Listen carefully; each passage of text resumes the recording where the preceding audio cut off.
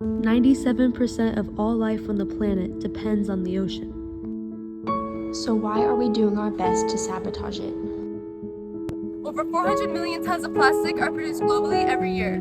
Over 14 million tons of it enters the ocean every year. Annually, over 100,000 marine mammals and 2 million seabirds perish from ingesting or getting caught in marine debris such as net, fishing line, and other waste discarded into the ocean.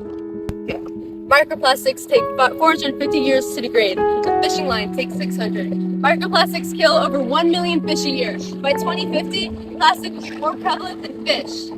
The Great Pacific Garbage Patch is the largest of the 5 offshore plastic accumulation zones in the world's oceans. It is currently 1.6 million square kilometers constructed solely from garbage islands. The reason for plastic longevity are PFAs, the pollutants that plastic is made out of. It is used to resist stains and water because it takes hundreds of years to break down.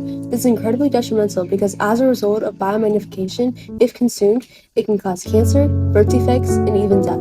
Americans alone consume over 3.8 million microplastic particles a year. The albatross lives hundreds of miles away from humans in the Pacific Ocean. This is their diet.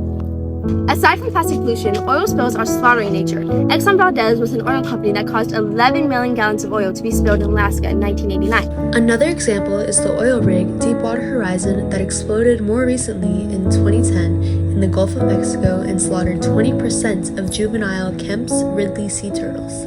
This was the largest spill in U.S. history and cost the company $18.5 billion.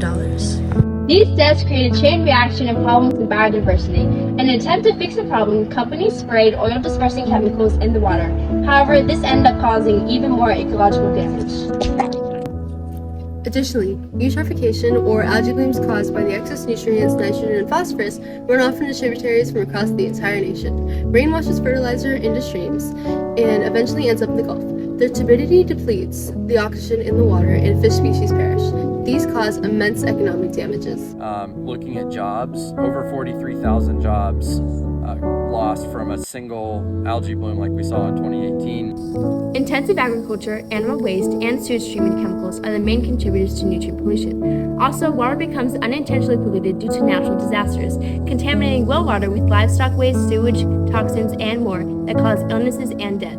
This results in 4,000 people a day dying from waterborne pathogens.